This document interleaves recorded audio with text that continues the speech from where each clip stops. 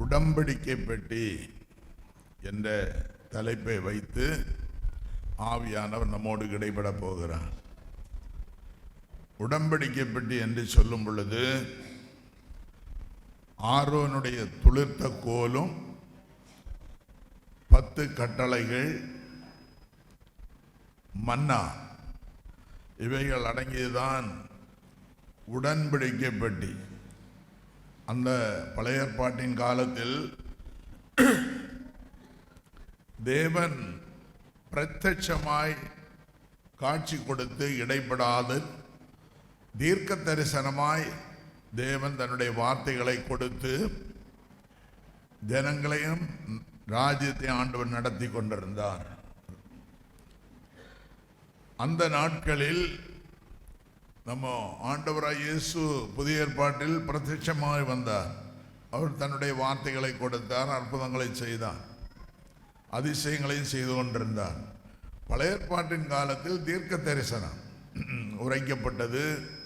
அதன்படி ஜனங்கள் செயல்பட்டார்கள்.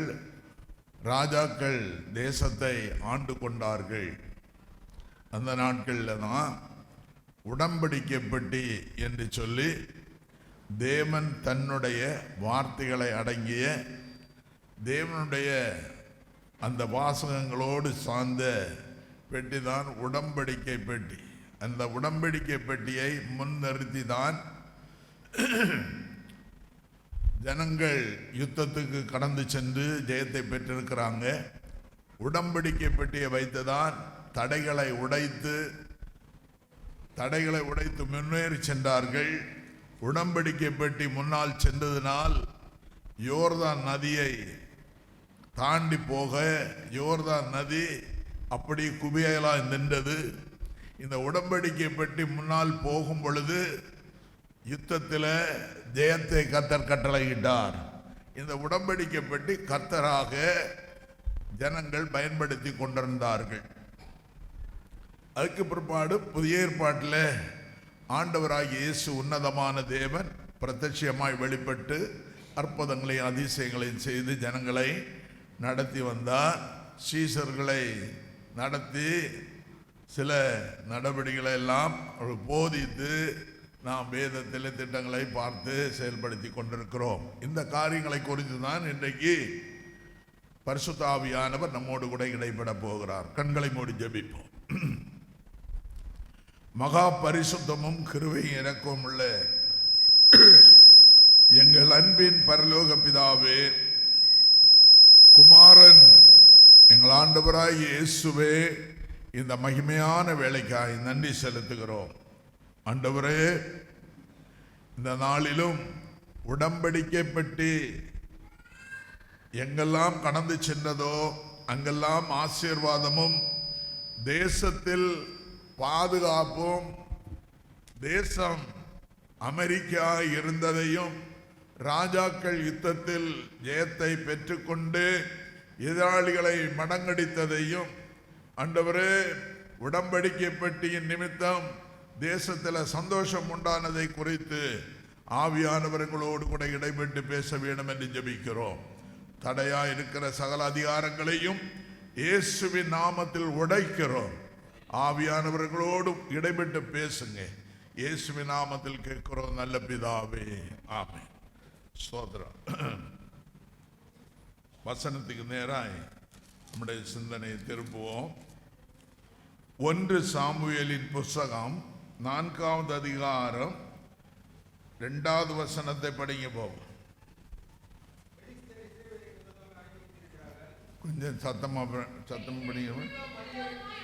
பெலிஸ்தேர் இஸ்ரவேலுக்கு விரோதமாய் அணிவகுத்து நின்றார்கள். யுத்தம் அதிகரித்தது. இஸ்ரவேலர் பெலிஸ்தேருக்கு முன்பாக முறியடிக்கப்பட்டார்கள். அவர்கள் சேனையில் போர்க்களத்திலே ஏறக்குறைய 4000 பேர் வெட்டுண்டு போனார்கள். 3வது வசனம். ஜனங்கள் திரும்ப பாளையத்துக்கு வந்தபோது இஸ்ரவேலின் மூப்பரானவர்கள், இன்று கர்த்தர் பெலிஸ்தருக்கு முன்பதாக நம்மை முறியடித்தது என்ன?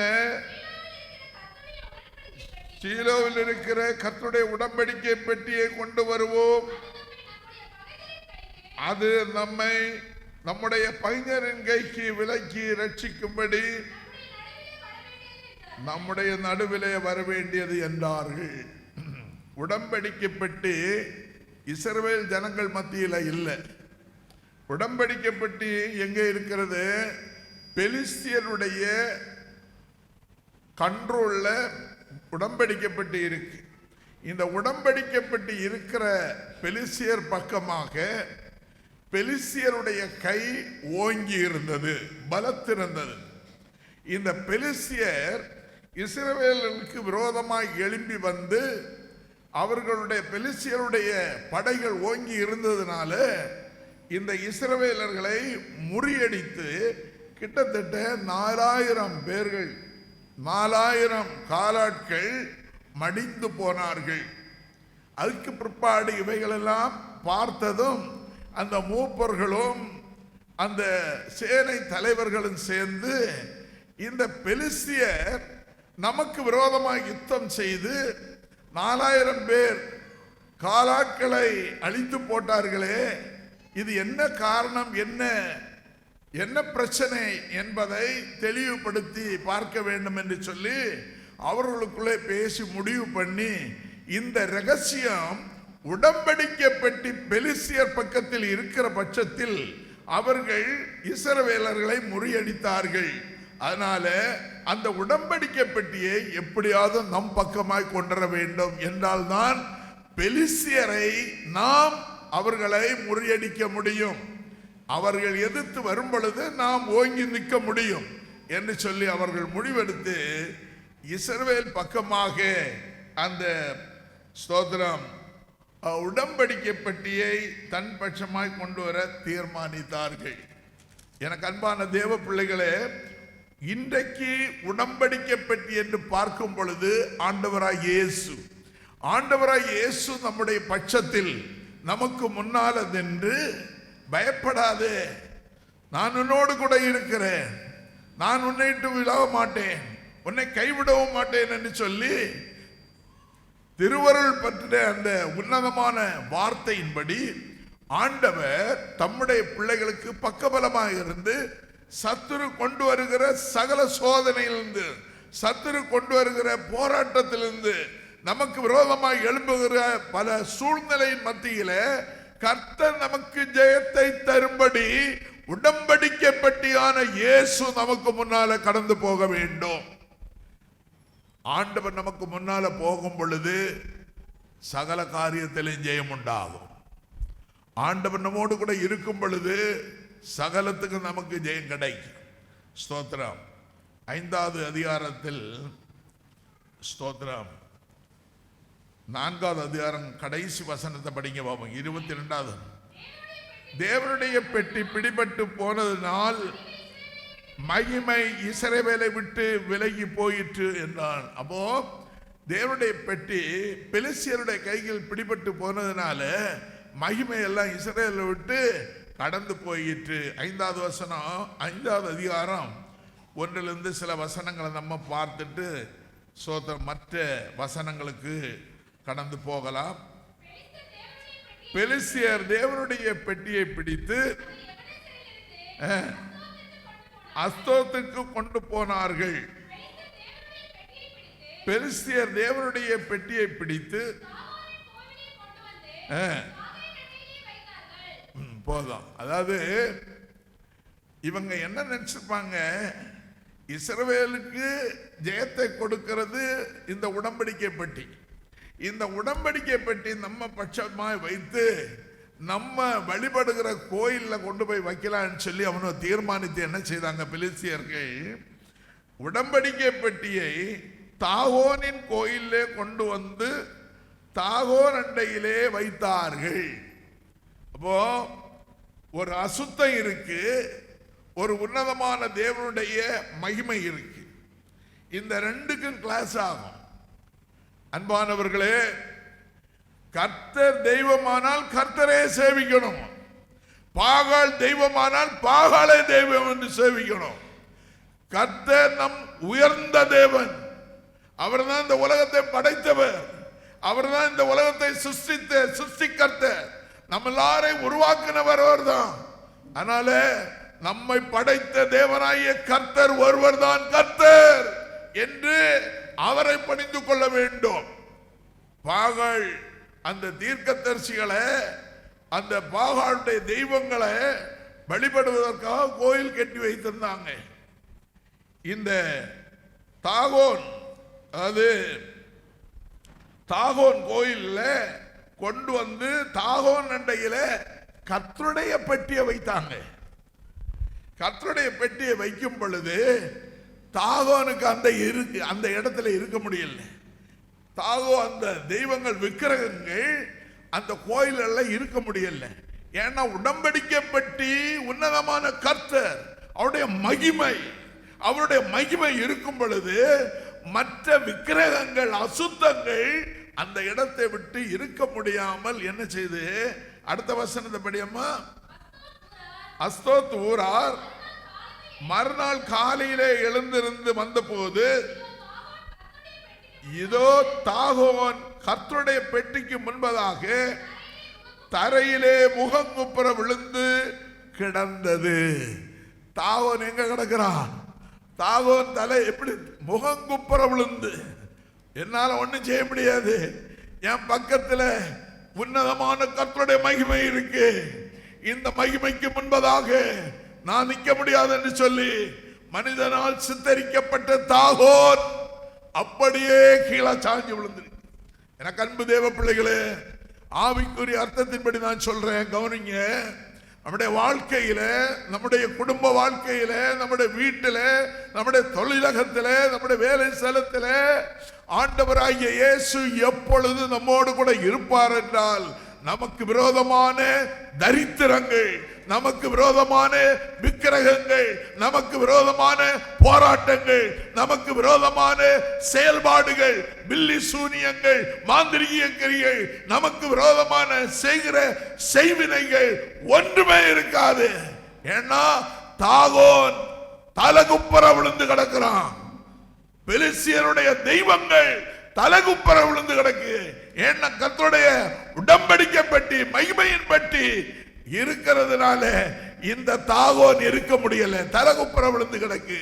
என் அன்பு தேவ பிள்ளையே, கர்த்தர் ஆண்டவராய் இயேசு இன்றைக்கு உடன்படிக்கை பெட்டியாக நம்முடைய வீடுகளில், நம்முடைய வாழ்க்கையில், நம்முடைய ஆவிக்குரிய வாழ்க்கையில அன்னிதினமும் இயேசுவை பிடித்துக் கொண்டு, ஆண்டவரே என் வீட்டுக்குள்ள இருங்க, என்னோடு வாங்க, என்னோடு செயல்படுங்க, என்னுடைய வாழ்க்கையில் இருக்க, என் குடும்பத்தில் இருக்கிற தரித்திரங்கள் என்னை விட்டு அகன்று போகட்டும், விக்கிரகங்கள் என்னை விட்டு அகன்று போகட்டும், என்னை விட்டு தேவையில்லாத அசுத்தங்கள் என்னை விட்டு நீங்கி போகட்டும் என்று சொல்லி கர்த்தருடைய சமூகத்தில் நம்முடைய வாழ்க்கையை ஒப்பு கொடுக்கும் பொழுது தாகோன் கீழே விழுந்தது போல உன்னுடைய உபத்திரவம் கீழே விழுந்து கடந்து போகும், ஒண்ணு இல்லாம போகும்.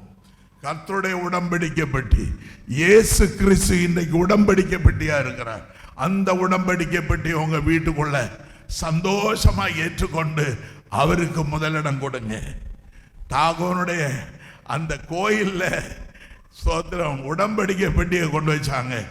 எப்படி ஸ்தோத்திரம், பெலிஸ்திய பிடிச்சு தாகோனுடைய கோயில்ல கொண்டு வைக்கிறான். அவன் என்ன தெரியும் ஸ்தோத்திரம், அவன் என்ன புரிஞ்சிருப்பான்?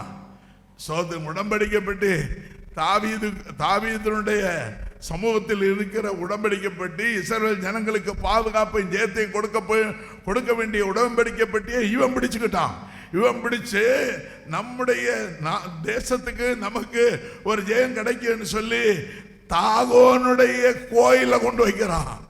தாகோன் நினைச்சது இந்த உடன்படிக்கை பட்டியின் மகிமையினால அதால சமாளிக்க முடியல, அது இடம் தெரியாம புரண்டு தலகுப்புற கீழே. அடுத்தபடி அம்மா, அப்பொழுது அவர்கள் அந்த ஸ்தானத்துல தலகுப்புற விழுந்து கிடக்கு. அந்த ஸ்தானத்துல அவங்க என்ன செய்தாங்க, திருப்பி நிறுத்தி வைக்கிறாங்க. ஸ்தோத்திரம். நம்முடைய வாழ்க்கையில போராட்டங்கள் இப்படிதான் வரும். சாசி என்ன பண்ணுவான், கர்த்தருடைய உடன்படிக்கை பெட்டி ஆண்டவராய் இயேசு நம்ம கூட இருக்கும் பொழுது சில உபத்திரங்கள் உடைஞ்சு போகும். போராட்டங்கள் நம்மை விட்டு அகன்று போகும். சாசு பார்ப்பான், இவங்க திருப்பி நல்லா தானே இருக்காங்க, திருப்பி ஏதாவது ஒரு வேலை செய்வோம் என்று சொல்லி சாசு என்ன செய்வான், தந்திரமா செயல்படுவான். மீண்டும் அந்த கோயிலில் தாகோன் இருந்த இடத்துல அந்த சிலையை திருப்பி ஸ்டடியா நிறுத்தி வச்சாங்க. நிறுத்தி வச்சுட்டு மறுநாளை வந்து பார்க்குறாங்க, எப்படி இருக்கு பாருங்க. அடுத்த படமா மறுநாள் காலையில் எழுந்திருந்து வந்து பார்த்த பொழுது கர்த்தருடைய பெட்டிக்கு முன்பதாக தாகோன் தலைகுப்புறம் விழுந்து கிடக்கிறது அல்லாமல் அவனுடைய தாகோனுடைய தலை, 2 கைகள் எல்லாமே உடைஞ்சு சிதறி கிடக்கு. அப்போ திருப்பி அவன் அதிகாரம் சாசு என்ன பண்ணுவான், திருப்பி அதை சேர்க்க முடியுமா? சேர்க்க முடியும். உடைஞ்சதுதான். என் கர்த்தர், என் ஆண்டவராய் இயேசு, நாம் ஆராதிக்கிற கடவுளாய் இயேசு உங்க வீட்டுக்குள்ள இருப்பாரானால் நீங்க மனதார ஏற்றுக்கொண்டு, ஆண்டவரே என் வீட்டுக்குள்ள, என் குடும்பத்துக்குள்ள, என்னுடைய ஆவிக்குரிய வாழ்க்கையில, என்னுடைய தனிப்பட்ட ஜீவியத்தில் என்கிட்ட வாங்கப்பா, என்னோடு இருங்கன்னு சொல்லி ஆண்டவரை அவருடைய பிரசன்னத்துக்குள்ள நாம காணப்படும் பொழுது நமக்கு விரோதமாக எழும்பி வருகிற தாகோன் போன்ற அதிகாரங்கள் உடைக்கப்பட்டு தாறுமாறனாக்கி அது ஒண்ணு இல்லாம போய் நமக்கு விரோதமாக எழும்பின சத்துருக்கள் இல்லாமே போய் விடுவாங்க. அல்லேலூயா, அல்லேலூயா, அல்லேலூயா, ஸ்தோத்திரம். ஆண்டவராகிய இயேசுவுக்கு முதலிடம் கொடுக்கணும். அவருடைய சித்தம் என்னதென்று அறிந்து நீங்க செயல்படுங்க. ஸ்தோத்திரம். ஆண்டவருடைய காரியத்தில் உண்மையா இருங்க. ஆண்டவருக்கு முக்கியத்துவம் கொடுங்க. இயேசுவுக்கு முக்கியத்துவம் கொடுங்க. இயேசு உங்க குடும்பத்தில் இருப்பாரானால் தாகோன் தலை தூக்க முடியாது, சாசு தலை தூக்க முடியாது, தரித்திரம் தலை தூக்க முடியாது, நஷ்டங்கள் தலை தூக்க முடியாது, போராட்டங்கள் தலை தூக்க முடியாது, வியாதி துன்பங்கள் தலை தூக்க முடியாது. ஆண்டவராய் இயேசு இருக்கும் பொழுது உனக்கு விரோதமாக எழும்பி வருகிற சேனையான சத்துருவான தாகோன் உடைக்கப்பட்டு ஒண்ணு இல்லாம போய் விடுவான். அல்லேலூயா, அல்லேலூயா, அல்லேலூயா, ஸ்தோத்திரம். 6வது அதிகாரத்தில் முதல் வசனத்தை படியம்மா. கர்த்தருடைய பெட்டி பெலிஸ்தியரின் தேசத்தில் 7 மாதம் இருந்தது. இந்த 7 மாதத்திலையும் அவங்க தேசத்துல நல்ல ஆசீர்வாதங்களை பெற்றாங்க. ஆனா உடன்படிக்கை பெட்டி, கர்த்தருடைய பெட்டியை தாகோனுடைய கோயில கொண்டு வச்சதும் இவங்க புரிஞ்சுக்கணும்னு சொன்னா தாகோனுடைய தலை உடைஞ்சு தாறுமாறன்னு சின்ன பின்னமா போச்சு. ஏன்னா நம்முடைய தேவன் சர்வ வல்லமுள்ள தேவன். அந்த உடன்படிக்கை பெட்டி மகிமை, பெரிய மகிமை என்பதை பெலிஸ்தியர் அறியும்படி, எதிராளிகள் அறியும்படி, நமக்கு விரோதமாக எழும்பி வருகிற சத்துருக்கள் புரிந்து கொள்ளும்படி, ஸ்தோத்திரம், அவங்க பார்வைக்கு மறுநாளைக்கு காலையில போய் பார்க்கறாங்க, உடைஞ்சு தாறுமாறன்னு கிடக்குது. ஸ்தோத்திரம். தாகூருடைய தலை, கை, காலெல்லாம் தனித்தனியா கிடக்கு. ஸ்தோத்திரம். ஒன்றும் பண்ண முடியல. ஸ்தோத்திரம். 1 சாமுவேலின் புத்தகத்தை திருப்புங்க. 1 சாமுவேல்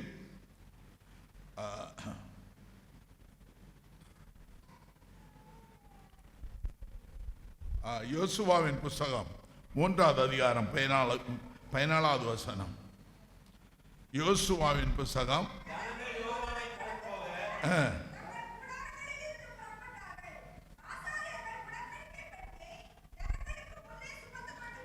அப்போ இந்த யோர்தானை கடந்து போக உடன்படிக்கை பெட்டியை சுமந்து போகிற ஆசாரியர்கள் முன்னால் நிற்கிறாங்க. அப்போ ஒரு தடை உடையணும்னா, தடை நம்மை விட்டு நீங்கி போகணும்னா ஆண்டவராய் இயேசு நம்மோடு கூட இருக்கணும். அல்லேலூயா, அல்லேலூயா, ஸ்தோத்திரம். அன்னைக்கு உடன்படிக்கை பெட்டி சுமக்கிறவங்க பரிசுத்தமா இருந்தாங்க, சுத்தமா இருந்தாங்க. அவங்களுக்குள்ள எந்த வித அசுத்தம் இல்லை. மாற்று கருத்து இல்லை. உடன்படிக்கை பெட்டியை சுமக்கிறவங்க பரிசுத்தமா சுமந்துட்டு போனாங்க. அன்னசரியா தொட்டவன் எல்லாம் செத்து போயிட்டான். சோதரம். ஆண்டவராய் இயேசு பரிசுத்தர். ஆண்டவராய் இயேசு நம்ம கூட இருக்கும் பொழுது நமக்கு விரோதமாய் எழும்பி வருகிற தடைகளை ஆண்டவர் உடைச்சு போடுவார். யோர்தான் நதி தடையா இருக்கு இஸ்ரவேல் ஜனங்களுக்கு. அப்ப யோர்தான் நதி உடையணும். மேலிருந்து ஓடி வருகிற அந்த தண்ணியானது குவியலா நிக்கிறதுக்காக உடன்படிக்கை பெட்டி சுமந்து கொண்டு போன ஆசாரியர்கள் நதியின் நடு பக்கத்தில் நின்றதும் காஞ்ச ஒரு ரோடாக ஒரு நல்ல பாதையை கர்த்தர் கட்டளையிட்டார். ஸ்தோத்திரம். ஜனங்கள்லாம் அக்கறைக்கு போன பிறகு மீண்டும் உடன்படிக்கை பெட்டி சுமந்தவர்கள் கடந்து போறாங்க. மீண்டும் நதி அழகா ஓட ஆரம்பித்தது. அப்ப நம்ம தடைகள் உடைக்கப்படணும்னா, சத்துரு நம்மை விட்டு நீங்கி போகணும்னா, உடன்படிக்கை பெட்டியான இயேசு நம்ம கூடவே இருக்கணும். அதுக்கு என்ன? நம்ம ஆண்டவருடைய பிள்ளைகளாக இருக்கிறோம். அவருக்கு முதலிடம் கொடுக்கணுங்க. அவர் இருக்க வேண்டிய இடத்துல அவரை வையுங்க. ஜெபத்துல உண்மையா இருங்க. அவருடைய வார்த்தைக்கு கீழ்ப்படியுங்க. ஆண்டவருக்கு பயந்துருங்க. ஸ்தோத்திரம். ஆராதனைக்கு உண்மையா இருங்க. ஆண்டவர் செய்ய வேண்டிய காரியங்கள்ல உண்மையா இருங்க. கர்த்தர் உங்க கூட இருப்பாரு. ஆண்டவர் உங்க கூட இருக்கும் பொழுது கடந்து போகிற பாதை, நம்முடைய ஆவிக்குரிய வாழ்க்கையில், நம்முடைய அனுதின உள்ள வாழ்க்கையில் கடந்து போகிற பாதையில் காணப்படுகிற தடைகளை கர்த்தர் உடைத்து போடுவார். தடையா இருந்த ஜனங்களுக்கு நதி சென்றா போய் நின்னாங்க. உடன்படிக்கை பெட்டியை சுமந்துட்டு தண்ணி ரெண்டு பக்கம் குவியலா நின்னது. அழகா ஜனங்க போன பிறகுதான் மீண்டும் வந்தது. ஸ்தோத்திரம். ஆண்டவராய் இயேசு இன்றைக்கு நமக்கு உடன்படிக்கை பெட்டியா இருக்கிறார். அல்லேலூயா, அல்லேலூயா. நம்முடைய வாழ்க்கைக்கு முன்னாலே கர்த்தர் போகணும். ஆண்டவர் நமக்கு முன்னால போகும் பொழுது எல்லாவையும் கிளியர் பண்ணி கொடுப்பார். ஸ்தோத்திரம். 1 நாளாகம புஸ்தகம் 15வது அதிகாரம் 25வது வசனத்தை படியம்மா.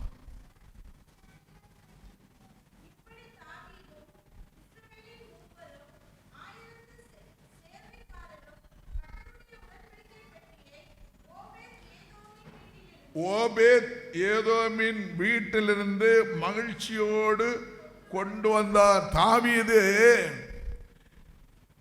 ஓபேத் ஏதோனுடைய வீட்டில் இந்த உடன்படிக்கை பெட்டி இருக்கு. அவன் வீடு ஆசீர்வதிக்கப்படுது. அவருடைய தேசம் ஆசீர்வாதமா இருக்குது.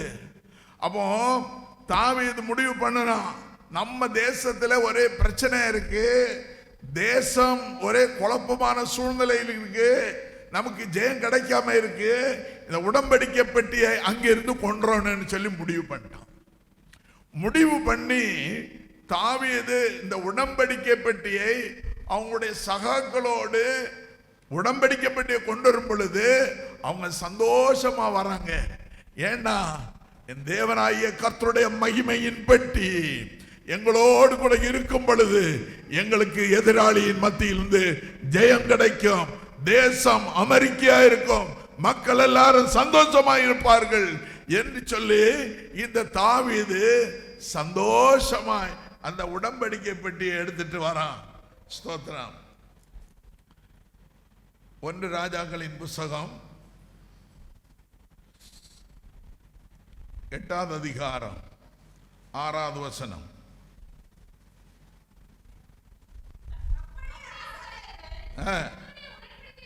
கர்த்தருடைய உடன்படிக்கை பெட்டியை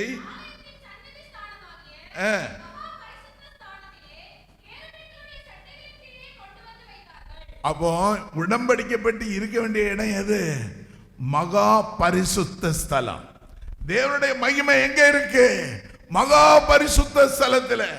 தாவீது உடன்படிக்கை பெட்டியை கொண்டு வரும் பொழுது அவனுடைய உள்ளத்துல மகிழ்ச்சியின் சந்தோஷத்தினால அவன் நடனமாடி சந்தோஷமா பாட்டு பாடி வரான். அவன் நடனமாடி வரும் பொழுது ஸ்தோத்திரம், சவுலின் குமாரத்தியை ஜன்னல் வழியா பார்க்கிறான். தாவீது ராஜா நடனம் ஆடுறாரு என்று சொல்லி அவருடைய மனசுல கேலியாய் நினைத்து அவமதித்தாள். ஸ்தோத்திரம். இந்த ராஜா ஏன் நடனம் ஆடினாரு? அன்பு தேவ பிள்ளையே, அவனுக்குள்ள ஒரு சந்தோஷம் உண்டாயிற்று. என்ன சந்தோஷம்? தேவனுடைய மகிமையின் பெட்டி எங்கள் பட்சமாய் வருகிறதுனால என் தேசத்துக்கு ஒரு அமெரிக்கா உண்டாகும், என் தேசத்தின் ஜனங்கள் ஆசீர்வதிக்கப்படுவார்கள், அவர்கள் சந்தோஷமாய் இருப்பார்கள் என்று சொல்லி அவனுக்குள்ள ஒரு பெரிய மகிழ்ச்சி உண்டாயிற்று. அந்த மகிழ்ச்சியினால கர்த்தரோடு அவன் மகிழ்ந்திருந்ததுனால, கர்த்தரோடு அவனுடைய உள்ளம் சார்ந்து மகிழ்ந்திருந்ததுனால அவன் நடனமாடி சந்தோஷமாய் வந்தான். அன்பு தேவ பிள்ளையே, நமக்குள்ள கர்த்தருடைய பெட்டி இருக்கணும். என் ஆண்டவராய் இயேசு நம்ம கூட இருக்கணும். நம்ம கூட இருக்கும் பொழுது எப்பொழுதும் சந்தோஷம். ஹல்லேலூயா, ஹல்லேலூயா. நீ இயேசுவை விட்டுட்டேன்னா, இயேசுவை நம்ம கையிலிருந்து, அவருடைய கையிலிருந்து நம்ம எடுத்துட்டேன்னா, ஸ்தோத்திரம், அவர் என்றென்றைக்கும் எடுத்து போடுவார். அவர் நம்ம அவரை இறுக பிடிச்சா அவர் எப்பொழுதும் நம்ம இறுக பிடிப்பார். ஸ்தோத்திரம். நான் அவருக்கு முன்னால போய் கோணல்களை செவ்வைப்படுத்துவேன். நம்முடைய கர்த்தர் ஆண்டவராய் இயேசு இன்றைக்கு உடன்படிக்கை பெட்டியா இருக்கிறதுனால அவர் நம்மோடு கூட இருக்கும் பொழுது நமக்கு சந்தோஷம் உண்டாகும். ஹல்லேலூயா, ஹல்லேலூயா, ஹல்லேலூயா. நம்மை சந்தோஷப்படுத்துகிறவர் கர்த்தருடைய ஆவியானவர். ஹல்லேலூயா, ஸ்தோத்திரம். அன்றைக்கு அந்த உடன்படிக்கை பெட்டியில் அவ்வளவு மகிமை இருந்தது. கர்த்தரே அந்த உடன்படிக்கை பெட்டி அவன் கொண்டு வரும் பொழுது என்ன நினைச்சு வந்திருப்பான்? இத்தனை நாளா பெலிஸ்தியர்கள் அவங்க தேசத்துல வச்சுட்டு எங்களுக்கு விரோதமாக எழும்பி பல 4000 காலாட்களை அழிச்சு நொறுக்கி போட்டாங்க. ஆனா இனி இந்த உடன்படிக்கை பெட்டியை இனி உன் நகரத்தை தரமாட்டேன், என் தேசத்துல எனக்குள்ளதான் கடந்து வரட்டேன்னு சொல்லி அவன் உரிமையா எடுத்துட்டு வரான். வரும் பொழுது சந்தோஷமா வரான். எனக்கு அன்பு தேவ பிள்ளைகளை, கர்த்தர் ஆண்டவராகிய இயேசு உடன்படிக்கை பெட்டியாய் நம்ம கூட இருக்கும் பொழுது எங்க போனாலும், ஆண்டவரே உடன்படிக்கை பெட்டியான இயேசுவே என் கூட வாங்கப்பா, என் கூட வாங்க, என்னுடைய வாழ்க்கையில் இருக்கிற எல்லா தடைகளையும் மாற்றி எனக்கு ஜெயத்தை தாருங்கன்னு சொல்லி கேட்கும் பொழுது ஆண்டவர் நம்மோடு கூட இருந்து நம்மை அற்புதமாய் நடத்துவான். தாவீதோடு அந்த உடன்படிக்கை பெட்டியின் மகிமை இருந்ததுனால அவன் சந்தோஷப்பட்டான். தேசத்தில் பல குழப்பத்தின் மத்தியில் எதிராளிகள் அழகா மேற்கொண்டு ஜனங்களை, ஸ்தோத்திரம், காலாட்களை கொன்று குவிக்க ஆரம்பித்த பொழுது ஒரு முடிவு வந்தான். எப்படியாவது இந்த உடன்படிக்கை பெட்டியை என் பட்சமா கொண்டு என் நேரத்தில் வைக்கணும், என் ஜனங்களுக்கு ஒரு முன்னேற்றம், ஒரு நல்ல ஒரு அற்புதங்களை, ஆசீர்வாதங்களை இந்த உடன்படிக்கை பெட்டி மூலம் எங்களுக்கு கிடைக்கும் அப்படின்னு சொல்லி நம்பிக்கையோட அந்த உடன்படிக்கை பெட்டியை கொண்டு வந்தான். அது சந்தோஷமாக கொண்டு வந்தான். அல்லேலூயா, அல்லேலூயா, ஸ்தோத்திரம். அந்த உடன்படிக்கை பெட்டியை எந்த இடத்துல வைக்கிறான்னா, ஸ்தோத்திரம், ஆண்டவர் அழகான ஒரு ஆலயத்தை யார் மூலம் கட்ட வச்சாரு? சாலோமன். நல்லா கவனிக்கணும். தாவீது சொல்றான், ஆண்டவரே இந்த உடன்படிக்கை பெட்டியை வைத்து அதுக்குரிய எல்லா பணிமுட்டுகளையும் வைத்து அதை மகிமை பொருந்தியதாய் வைக்கிறதுக்கு நான் ஒரு ஆலயத்தை உமக்கு கட்ட போறேன். உடனே ஆண்டவர் சொன்னாரு, தாவீதே நீ யுத்தத்தில் முன்னால நின்று யுத்தம் செய்து ஜனங்களுடைய இரத்த கரவம் கையில இருக்கப்பா, நீ எனக்காக கோயில் நீ கட்ட வேண்டாம். எனக்கு கோயில் கட்டுறவன், என் ஆலயத்தை கட்டுகிறவன் உன்னுடைய கர்ப்ப பிறப்பில் பிறக்கிற சாலோமன் என்று சொல்லுகிற ஒரு அருமையான தேவதாஸ். ஆண்டவர் சொன்னாரு, உன் கர்ப்ப பிறப்பு தான்ப்பா எனக்கு ஆலயத்தை கட்டுவான், நீ கட்ட முடியாது, நீ கட்டினா கூட நான் ஏற்றுக்க மாட்டேன். அப்போ ஒரு பரிசுத்தமான ஒரு சிந்தையோடும் தேவனுடைய திட்டம் இன்னதென்று, தேவ சித்தம் இன்னதென்று புரிந்து ஆண்டவர் ஒரு மனிதனை கொண்டு ஒரு மனுஷியை கொண்டு அவருடைய சித்தத்தை செய்து நிறைவேற்ற அவர் உண்மையா இருக்கும் பொழுது அந்த சித்தத்தின்படி கர்த்தர் ஆலயத்தை கட்டும்படி யார் ஏவினாரு? சாலோமன் ஆலயத்தை அழகா கட்டி இந்த உடன்படிக்கை பெட்டியை மகா பரிசுத்த ஸ்தலத்தில் பிரதான இடத்துல கொண்டு வைத்தான், அலங்கரித்தான், ரொம்ப முக்கியம் கொடுத்தான். ஸ்தோத்திரம். சாலோமனுக்கு நல்ல கிருபை ஞானத்தை ஆண்டவர் கொடுத்தார். ஒரு பெரிய ஆலயத்தை கட்டினான். அந்த ஆலயத்துக்குள் மகிமை தங்கி இருந்தது. ஸ்தோத்திரம். உடன்படிக்கை பெட்டியான கர்த்தருடைய மகிமை ஆலயத்தில் தங்கி இருந்தது.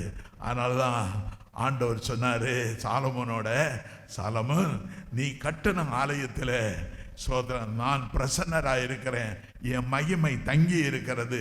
இந்த இடத்துல ஏறெடுத்து ஜெபிக்கிற ஒவ்வொரு ஜெபங்களுக்கும், இந்த இடத்துல கேட்கிற ஒவ்வொரு கேள்விகளுக்கும் நான் பதில் கொடுக்க, விண்ணப்பங்களுக்கு பதில் கொடுக்க, இந்த இடத்துல வந்து ஜெபிக்கிறவர்களுக்கு ஆசீர்வாதங்களை கொடுக்க என் செவி சாய்த்தவையாயிருக்கும், என் கண்கள் கவனித்தவையாயிருக்கும். ஏன்னா எதுக்கு சொன்னார் ஆண்டவர் அந்த காரியத்தை? சாலமோன் இடத்துல கண்ணீரோடு ஆலயத்தில் இருந்து ஜெபம் பண்ணுவாங்க. அதான் சொன்னாரு, என் கண்கள் கவனித்தவையாயிருக்கும். ஆண்டவர் நம்ம வேண்டிக் கொள்வது கண்ணீரோடு ஜெபிக்கணும், ஆவியோடு ஜெபிக்கணும், உண்மையா ஜெபிக்கணும், சத்தத்தை உயர்த்தி கேட்கணும், ஆண்டவருடைய சமூகத்தில் உருக்கமா ஆண்டவரோடு கேட்கணும். ஸ்தோத்திரம். ஆலயத்தை நான் விரும்பினதுனால, இவ்விடத்தை நான் விரும்பினதுனால என் மகிமை இந்த இடத்தில் தங்கி இருக்கிறது என்று சொல்லி சாலோமனை ஆண்டவர் பலப்படுத்தினார். அல்லேலூயா, அல்லேலூயா, ஸ்தோத்திரம். கடைசியாக அந்த உடன்படிக்கை பெட்டி இஸ்ரவேல் ஜனங்களுக்கு ஜெயத்தை தருகிற ஒரு பெட்டியாக, தேவனுடைய மகிமை விளம்புகிற இஸ்ரவேல் ஜனங்களுடைய வாழ்க்கையில ஜெயத்தின் மேல் ஜெயம் பெற்று ஆசீர்வாதமாய் இருக்க, ஸ்தோத்திரம், உடன்படிக்கை பெட்டி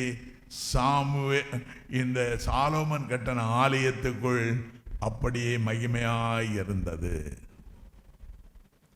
இந்த உடன்படிக்கை பெட்டி, இன்னொரு வசனத்தை கூட படிக்க டைம் ஆச்சு. வெளிப்படுத்தல் எடுங்க பார்ப்போம். வெளிப்படுத்தல்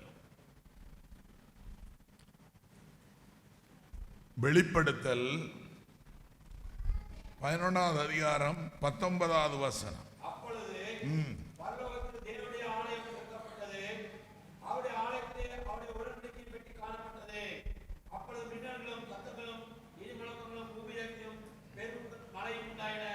அப்போ பூமியில கர்த்தருடைய உடன்படிக்கை பெட்டி இருந்தது, தேவனுடைய மகிமை பெட்டி. கர்த்தரே அந்த உடன்படிக்கை பெட்டியா இருந்தார். பரலோகத்திலே அந்த உடன்படிக்கை பெட்டி இருக்கு. நல்லா யோசிக்கணும் நம்ம.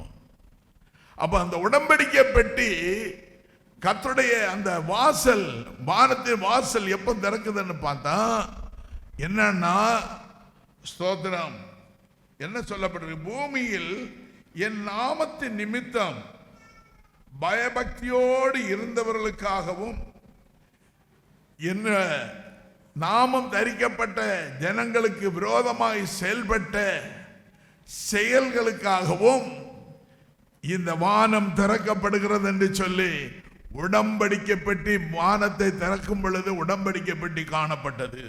அப்பொழுது சோதரம் நாட்கள் கடந்து வந்தது, அதாவது நாட்கள் முடிந்து போனது என்று சொல்லி ஜனங்கள் ஆர்ப்பரித்து தேவனை துதித்த பொழுது, ஆண்டவருடைய நியாய தீர்ப்பு வரப்போவதுன்னு சொல்லி ஆர்ப்பரித்த பொழுது, ஆண்டவருடைய அந்த உடன்படிக்கை பெட்டி இருக்கிற இடம் திறக்கப்படுது. மின்னல்களும் பூமி அதிர்ச்சிகளும் கல் மழையும் பூமியில் உண்டாயிற்று. அப்போ உடன்படிக்கை பெட்டி, ஸ்தோத்திரம், பூமியில இருந்தது. அதே உடன்படிக்கை பெட்டி கர்த்தராய் பரலோகத்தில் இங்கு இருக்கிறார். அல்லேலூயா, அல்லேலூயா, அல்லேலூயா. என் அன்பு தேவ பிள்ளையே, ஆண்டவருக்காக நாம் செயல்படும் பொழுது அதற்கு பதில் கிடைக்கவும், இந்த பூமியில கர்த்தருடைய பிள்ளைகளுக்கு விரோதமாய், கர்த்தருக்கு விரோதமாய் செயல்பட்டவர்களுக்கு தீர்ப்பு கிடைக்கவும், ஜனங்கள் ஆர்ப்பரித்து ஆண்டவரை மகிமைப்படுத்தும் பொழுது பரலோகம் திறக்கப்பட்டது. பரலோகத்தில் உடன்படிக்கை பெட்டி காணப்பட்டது. அந்த உடன்படிக்கை பெட்டி காணப்பட்ட பொழுது பூமியில் மின்னல்களும் இடிமுழக்கங்களும் பூமி அதிர்ச்சிகளும் கல்மலையும் உண்டாயிற்று. அப்போ உடன்படிக்கை பெட்டி தேவனாகிய கர்த்தர் அவருடைய மகிமை பூமியில் மட்டும் இல்லைங்க, பரலோகத்திலையும் இருக்கு. நம்ம எல்லாரும் பரலோகத்தில் போகும் பொழுது அந்த உன்னதமான கர்த்தருடைய சமூகத்தில் அவருடைய உடன்படிக்கை பெட்டி பக்கத்தில் நம்ம எல்லாரும் தேவதூதர்களை போல, ஸ்தோத்திரம், ஏஞ்சல்ஸ்களை போல நல்ல ஹெல்த்தியானவர்களாய் காணப்படுவோம். ஸ்தோத்திரம். அந்த ஹெல்த்தி, அந்த இளம் தன்மையானது நம்முடைய ஆவிக்குரிய வாழ்க்கையில இந்த மகிமையின் சரீரத்துக்குள்ள மறைந்திருக்கிறது. ஏன்னு தெரியுமா?